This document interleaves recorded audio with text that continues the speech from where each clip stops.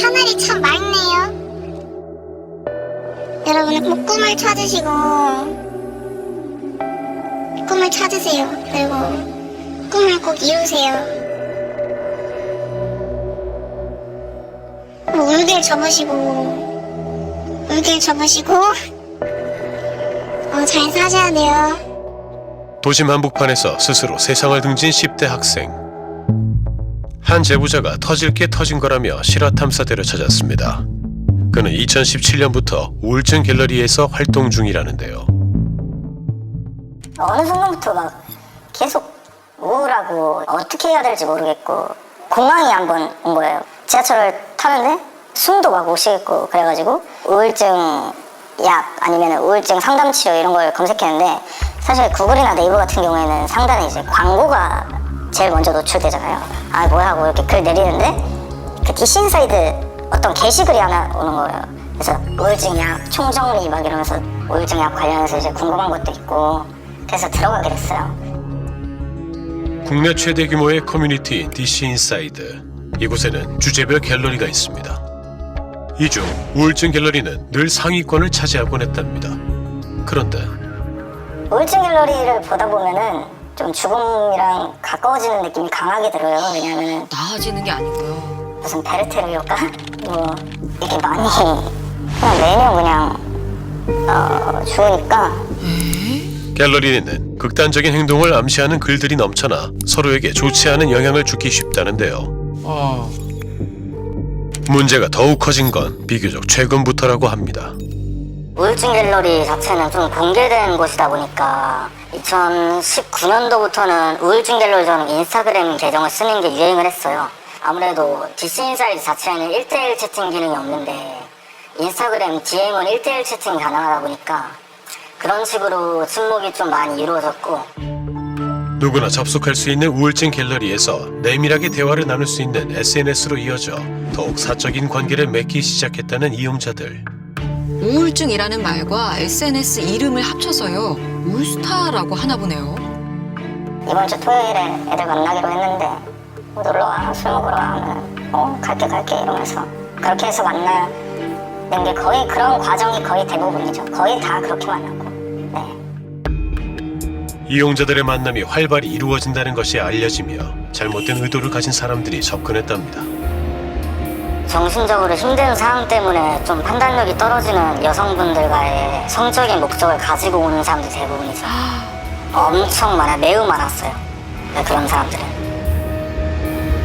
우울증 갤러리에서 사람들을 자주 만난다는 10대 청소년을 통해 좀 더 자세한 이야기를 들어볼 수 있었습니다. 두 아이 다 만 16세 미만이라고 합니다. 우울증 갤러리를 평소에 많이 쓸 때는 몇 시간까지 써요? 7시간? 밥 먹을 때도 하고 화장실에서도 하고 그냥 진짜 다 해요. 아이들의 SNS는 우울증 갤러리에서 만난 사람들의 메시지로 가득했습니다. 텔솔이 뭐예요? 텔술은 이제 모텔에서 술 먹자는 거예요. 그 사람은 그럼 성인이에요? 네. 성인인데 이제 두 분이 미성년자인 걸 알고도 연락이 와요? 네. 오히려 미성년자여서 더 오는 경우도 있어요. 아이들이 성희롱 메시지를 받는 것은 일상과도 같다는데요. 10대 이용자가 실화 탐사대에 어렵게 털어놓은 이야기. 갈 데가 없어서 그분 집이 되게 가까워가지고 가게 됐어요. 부모님과의 다툼으로 갈 곳이 없어진 아이에게 우울증 갤러리에서 알게 된 이 남자는 한 줄기 빛과 같았답니다. 남자도 우울증 갤러리 사람이고요. 나이는 30대였다고 합니다. 30대요? 제가 마침 나왔어가지고 사정 설명하고 이제 10만 원씩 내면서 생활하기로 했었어요. 뭐 기간이 어느 정도 있어요? 한 달 정도요. 제가 알기로는 본인도 외로웠기도 했고 그리고 그렇게 부탁하는데 자기가 거절 같은 걸 잘 못해서 재워줬다고 들었어요. 그게 무슨 말이에요? 하지만 얼마 지나지 않아 본색을 드러낸 남자.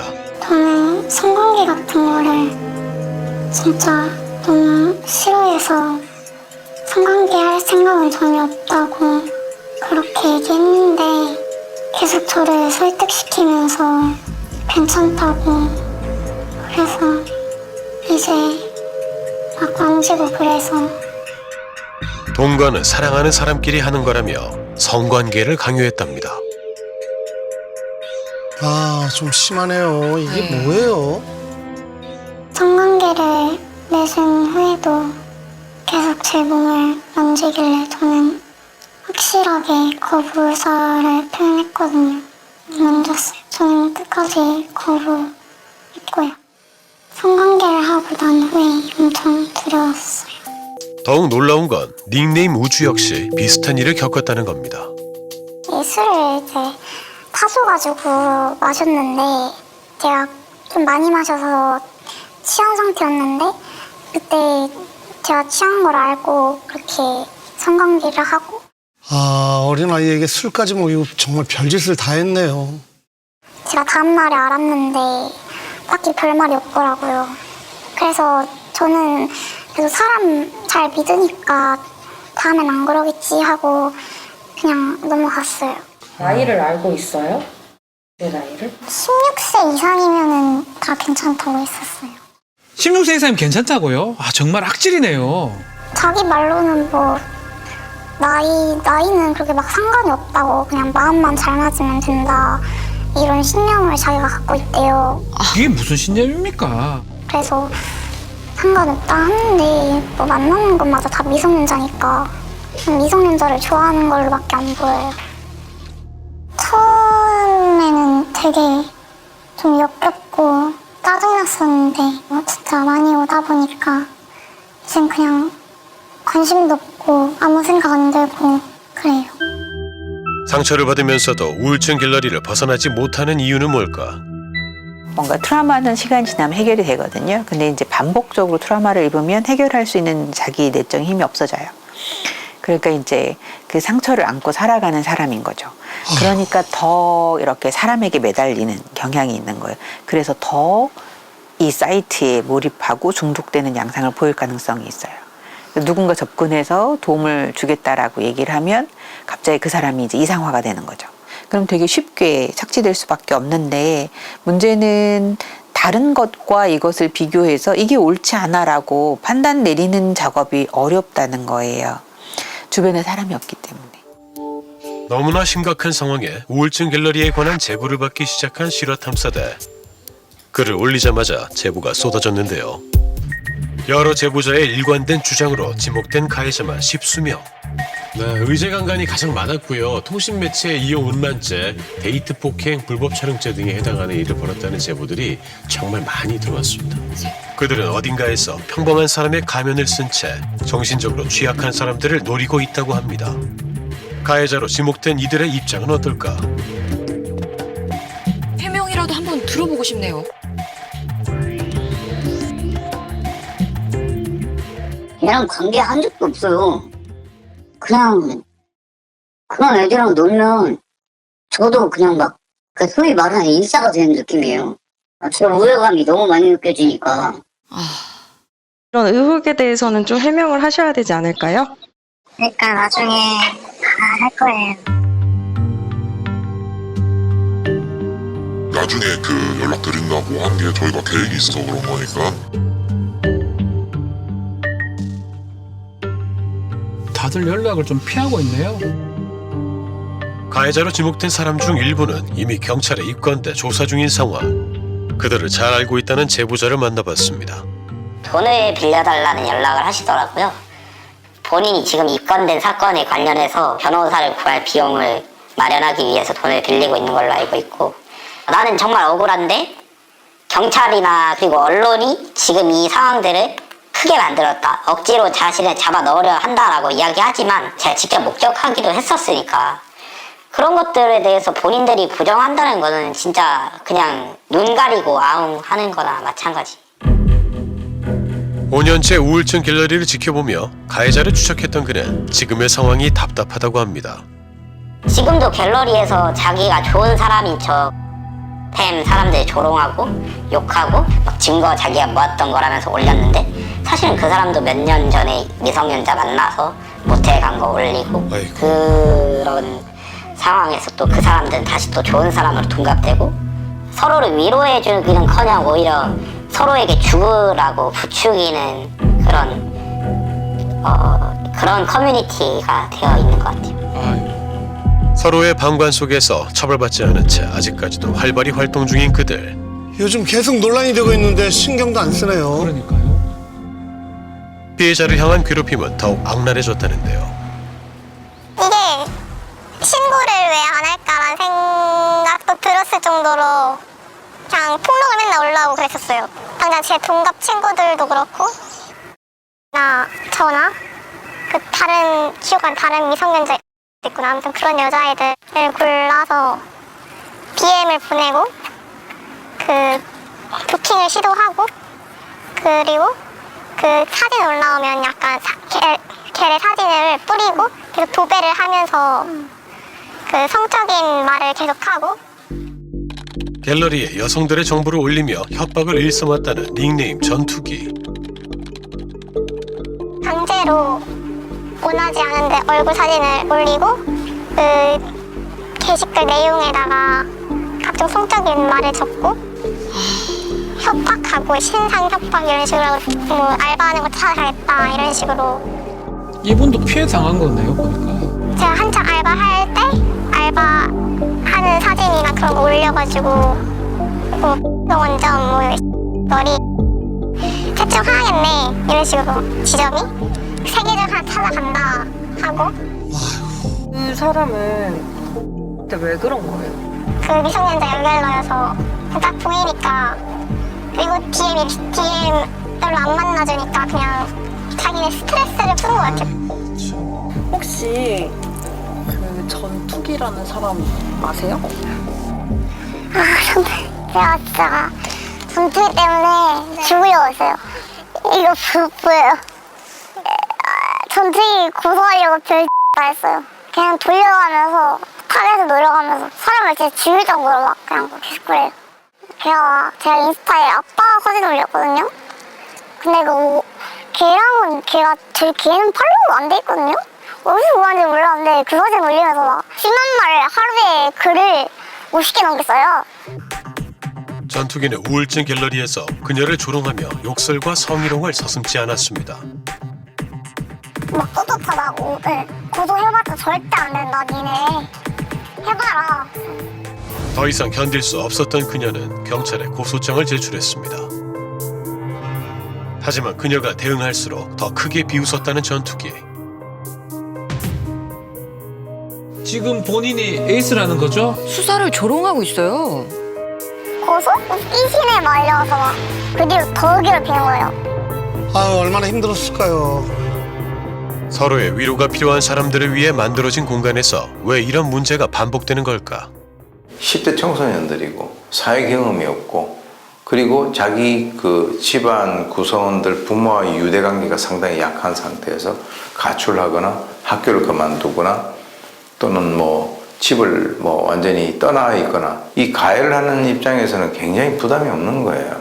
우리가 어떤 사람과 사람 간의 관계에 있어서 자신이 스스로 자신의 취약점을 노출시키고 시작을 하는 게임이에요. 이러한 사건이 앞으로 재발될 수 있는 그런 가능성은 늘 있다. 우울증 갤러리를 둘러싼 논란에 대해 DC 인사이드의 입장을 들어봤습니다. 게시판을 좀 폐쇄를 했으면 좋겠다라는 협조문을 받기는 했는데요. 일부 이용자들의 불법적인 것을 우려해서 이 관리자가 너무 과도한 그 제한을 한다고는 함으로써 그 표현의 자유를 제한하게 되면 이것은 안 된다라고 이미 판례가 있거든요. 그런 이유들로 해가지고 이건 어렵고 저희가 대신에 모니터를 더 열심히 하겠다라는 답변을 보냈습니다. 만약에 지인이 우울증이다 했을 때 그 갤러리를 이용하도록 둘 것 같은가요? 질문 잘하셨네요. 글쎄요, 이거는 뭐 어쨌든 DC라는 곳이 제일 큰 장점이라는 게 익명성이잖아요. 그 익명성만을 위해서 뭐 글을 쓰고 하는 거는 뭐 저는 추천을 할 수는 있을 것 같습니다. 근데 거기에 어떤 개인정보 유출이 될 만한 내용이라든가 그런 거를 하지는 말라고 할 것 같아요. 이번 논란을 계기로 피해를 예방할 수 있는 대책을 논의 중이라는데요. 성인 인증된 유저들만 글을 올릴 수 있는 그런 시스템을 도입을 하는 것은 고려를 지금 하고는 있는데 아직 결정된 사항은 아닙니다. 여러 사건들이 수면 위로 드러났고 이용자들도 그 문제를 알고 있지만 그럼에도 우울증 갤러리는 그들에게 필연적이었답니다. 그래도 지금 와서는 그 당시에 갤러리를 했던 게 어찌 보면 제 흑역사고 되게 그런 공간에 있었다는 게 후회스럽긴 하지만 그때 당시에 저는 그런 우울증 갤러리든 어디든 간에 이런 제 우울한 내면이 속해 있을 공간이 어딘가는 필요했을 거예요. 자신의 고통을 어디든 말하고 싶었을 테니까요. 예. 우울증 갤러리가 뭐예요? 씨한테.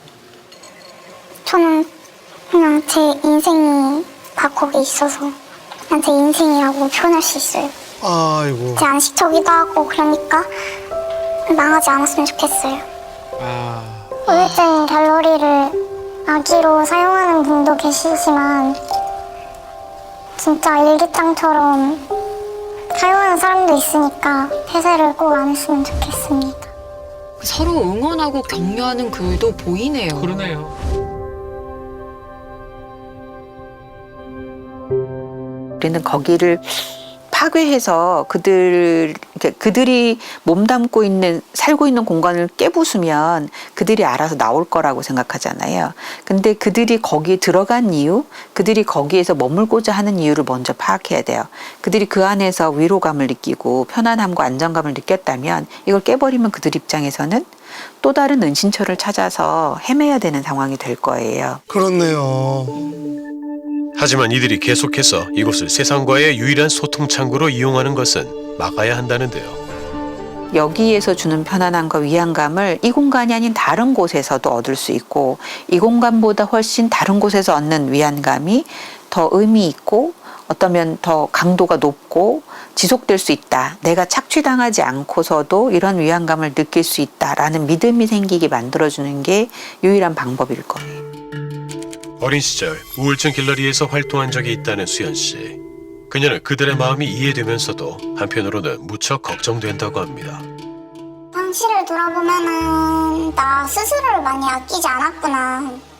많이 힘들었었구나 하는 생각이 들어요. 우울하다 해서 죽고 싶다로 전향이 되었었고 거기서 좀 더 진화해서 어떤 방식으로 죽고 싶다든지 이런 거를 많이 연구하게 되었던 것 같아요. 구체적으로.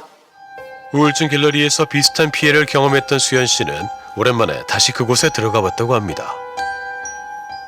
오랜만에 보다 보니까는 좀 안타까운 아이들도 있고 사실 며칠 전에 그 자살 시도한다고 글을 올렸던 아이가 있었어요. 인스타 아이디가 있길래 들어와서 나 너랑 잠깐 대화 나눠보고 싶은데 혹시 이거 보면 답장 좀 주면 안 되겠니? 이러고서는 연락을 몇 개 남겨놨거든요. 오래 걸리고 힘들겠지만 내가 필요한 것을 찾아서 욕심을 많이 가졌으면 좋겠어요.